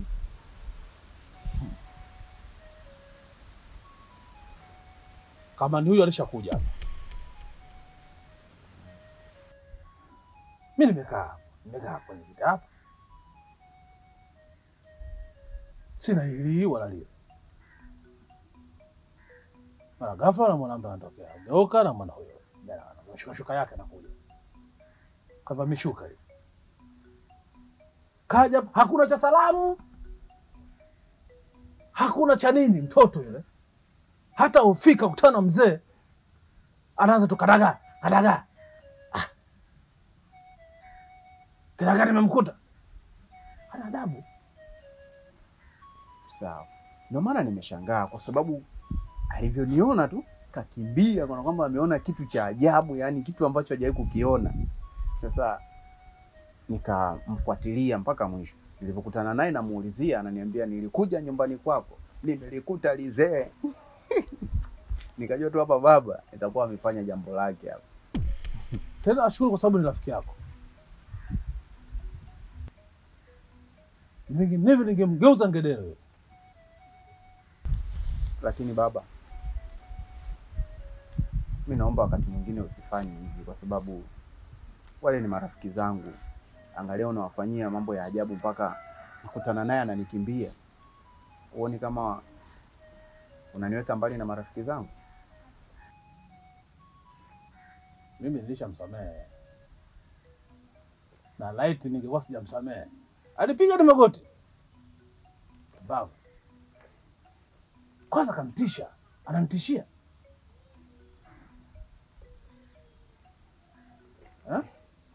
Nikaona sasa ngoja nimuoneshe. Ile nilikuwa namuonesha tu kidogo tu. Ili siku nyingine anapokutana na wazee kijijini asiwazoezoe vibaya. Wala kuwajibu vibaya. Sababu hata sikujua kosa leo kwa sababu kitu gani. Kaongea maneno mengi sana ya ovyo. Na ana bahati. Sio ni kwaje. Nini kuna tumemwacha aondoke zake. Sawa baba, mimi nimekuelewa ila naomba tu msamehe kwa sababu haina shida, mimi nishamsamehe. Afu kingine. Kadaga. Unajua mimi wasipendi dharau. Sipendi dharau. Huyu Bitausi huyu na huyu mwanae Kaundimbe nitawapiga marufuku kwenye vikao vyao. Hilo la kwanza. La pili, huyu Kaundimbe hawezi kukukataa wewe afa kaendelea kuishi kwenye kijiji. Hilo nakataa. Haitowezekana. Yaani ananitia aibu, maana yake kukukataa wewe anatia aibu familia yangu mimi mzee Koti. Sasa basi hataweza kuishi kwenye kijiji. Ni heri apotee kabisa katika uso wa dunia. Sura naelewa. Baba, usifike huko. Mimi najua unakwazika mwanao ninapofedheheka kwa ajili yake, lakini mimi Kaundimbe bado nampenda na sitamani apotee katika uso wa dunia. Nitajua mimi cha kufanya. Naona wewe umeanza kuingiwa na roho za huruma. Sawa. Unaifanya huruma. Huruma kama babu yako, sio?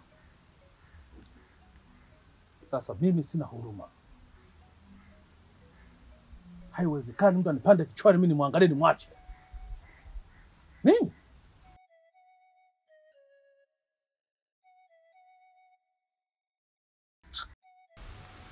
Usinicheze mimi.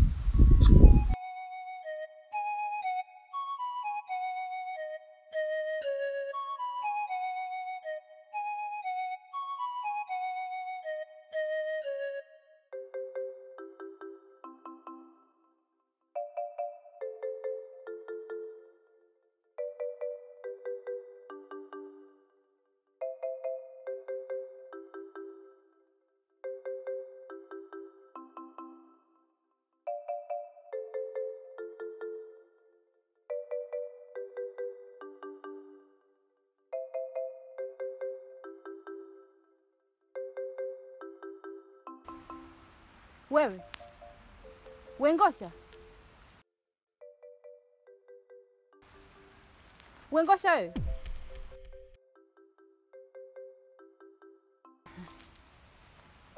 Mbona unaonekana ni mtu mwenye mawazo sana? Unawaza nini mdogo wangu? Kwa hiyo kwamba watu wakikaa wanawaza. Sijakuzoea hivyo na ndio maana nimekuuliza.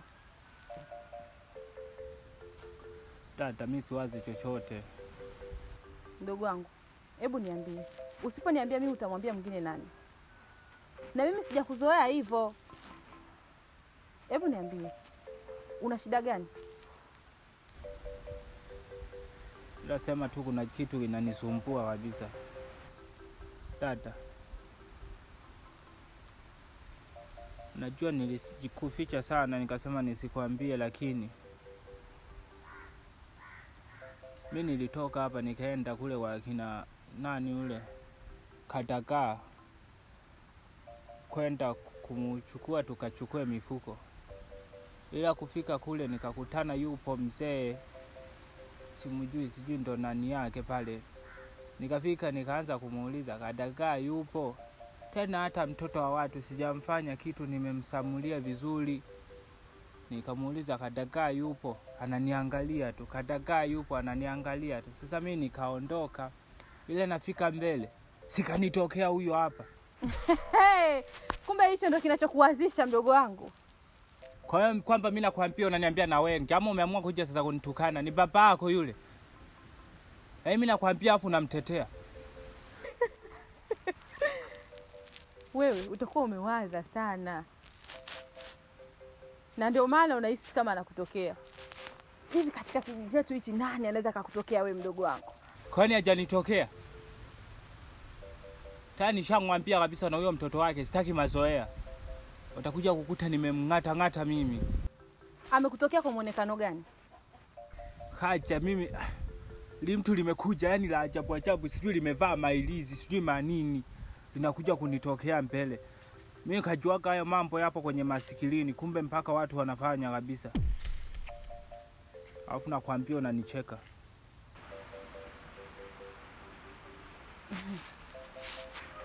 Wala usijali. Mimi nahisi tu ni mawazo yako. Inawezekana umeenda nyumbani kwake, umemkuta kutokana na ulivyofikiria kwamba utamkuta Kadagaa, umemkuta yule mzee, basi imekaa kwenye akili yako. Sio kweli, katika hichi kijiji nani sio kumuona katokea hivyo? Endelea kutetea sasa haya. Sio natetea mdogo wangu, ninachokiongea ninamaanisha. Kwa sababu mimi nimeanza kukaa kwenye hichi kijiji, sijai kuona vituko kama unavyoniambia wewe. Lakini dada, mimi nimetafuta kabisa hapa kama msichana kakuoa hapa kijijini kabisa nimekosa. Wewe una marafiki zako tu usiongee nao. Haki ya Mungu. Yaani ndio chote umekaa hapo. Yaani yote umekaa hapo unawaza kumbe wasichana. Si nisi wanataka kunifikishia ujumbe.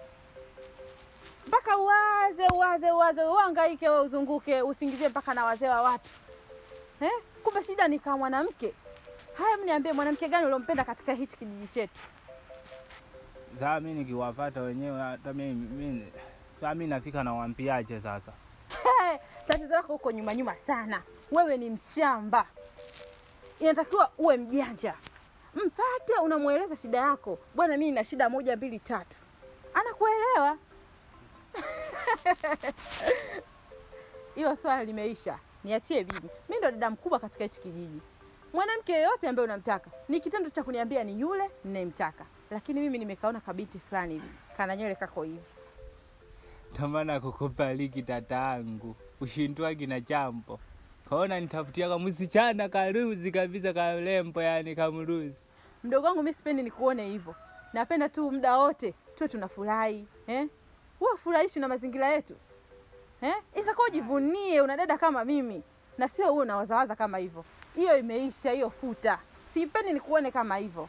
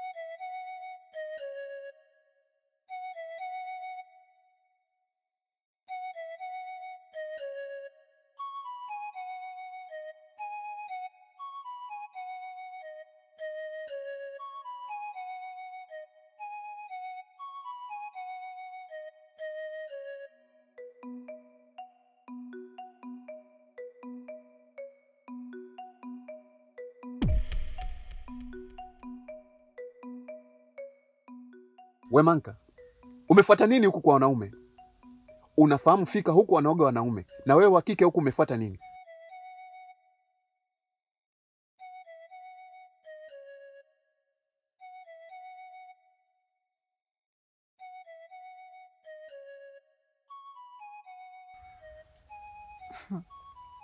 Kabla ya yote, heshima kwako. Heshima yako. Sikutegemea kama atakukuta huko. Unajua nini Kadaga? Unajua ni mwanaume ambaye katika kijiji hiki sijapata kuona ambaye ipo kama wewe.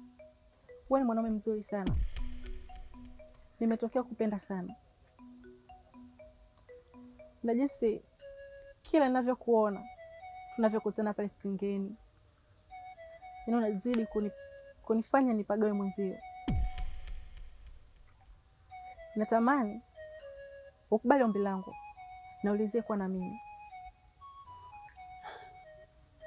Manka, asante sana kwa kuitambua thamani yangu. Lakini tambua ya kuwa wewe ni mwanamke mzuri sana. Kiasi kwamba mwanaume yoyote hapa kijijini akikutazama anavutiwa na wewe. Na anatamani uwe na mahusiano naye. Usiseme hivyo.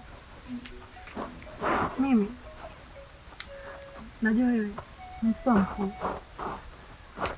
Na mimi toka tukiwa hapo kilingeni nimekuwa nikuangalia sana. Ni zaidi naonyesha hisia zangu kwako. Naomba nikubalie. Leo nakupenda sana.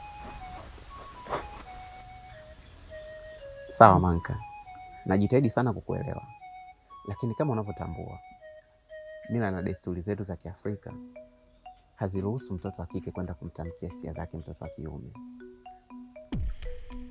Lakini sitaki nikulaumu sana. Huenda umepata ujasiri kwa sababu ya upendo ulionao juu yangu. Kadaga, nimeshindwa kuvumilia. Ni muda mrefu sana nilikuwa nakutamani. Naomba nipe nafasi hiyo ya kuwa nawe.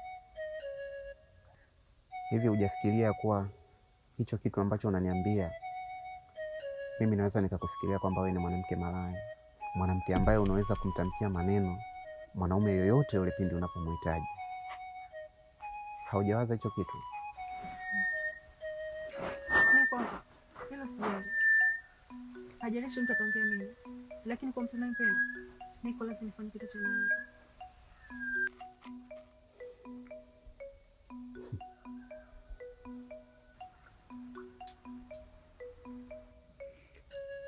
Manka, naheshimu sana maamuzi yako. Na wewe pia inapaswa kuheshimu maamuzi yangu. Najua ni kiasi gani unanipenda. Lakini mimi kuna mtu nampenda kama unavyonipenda wewe. Na huenda haikuandikwa mimi na wewe kuwa pamoja. Lakini nikupe tu moyo. Wewe ni mwanamke mzuri sana. Una nafasi na unaweza kupendwa na mwanamume yoyote yule katika hiki kijiji. Naomba tafadhali ulielewe hili. Nikutakie maisha mema.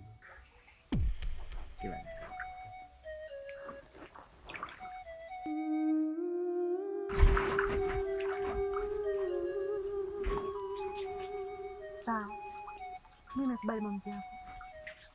Lakini wewe pia naomba kubali maamuzi yangu.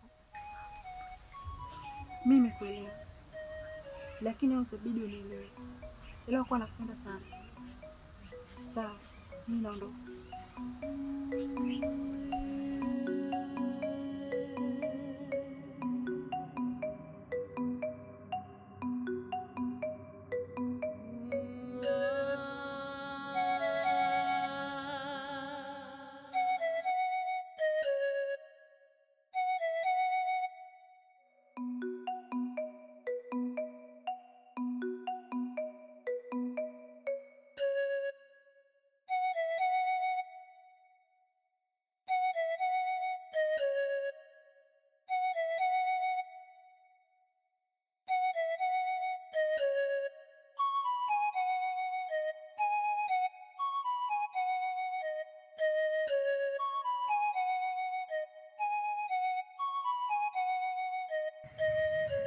Dada Kalunde.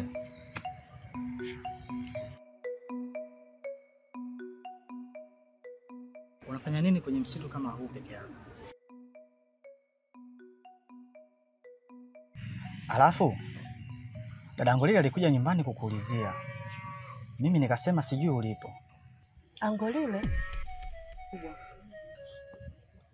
Amekuja nyumbani kufanya nini? Kwa maelezo yake alisema nakuhitaji wewe tu. Amekuja nyumbani kufanya nini? Hakuna maagizo aliyoacha zaidi ya kusema atarudi siku nyingine.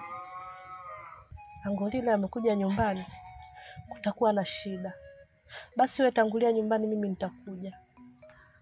Lakini dada, una uhakika kweli hakuna kitu chochote ambacho unanificha? Hapana. Siwezi kuruhusu kabaki mwenyewe kwenye msitu kama huu. Inabidi wote tuondoke nyumbani.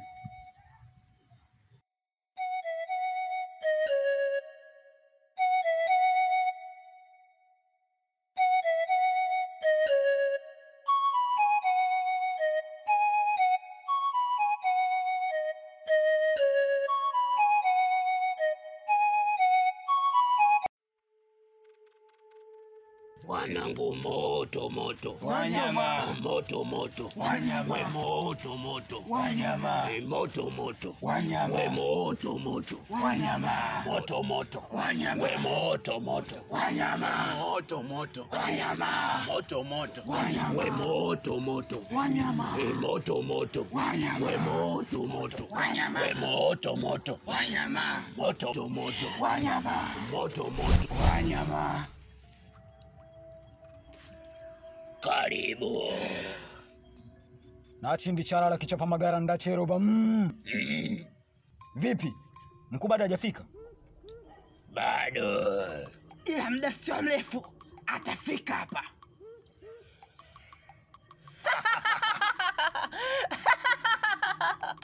Nadhani umefika wakati mwafaka kabisa. Moto umewaka. Tunauona moto. Nadhani unajua kipi kinachoendelea.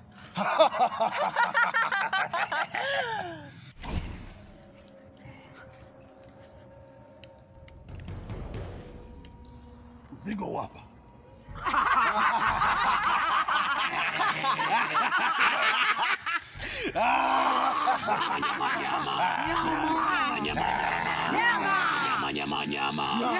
Nyama ya kichwa, nyama ya paja, nyama ya ulimi, nyama ya kichwa, nyama.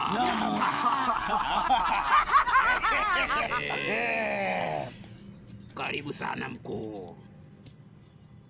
Mimi ndio mzee Kikoti. Kubwa la maadui. Niliwaahidi nitawaleteni nyama. Na nimeileta hii hapa. Bila Mungu? Naam. Bila shaka umefika. Nishafika mkuu. Mzigo. Sawa.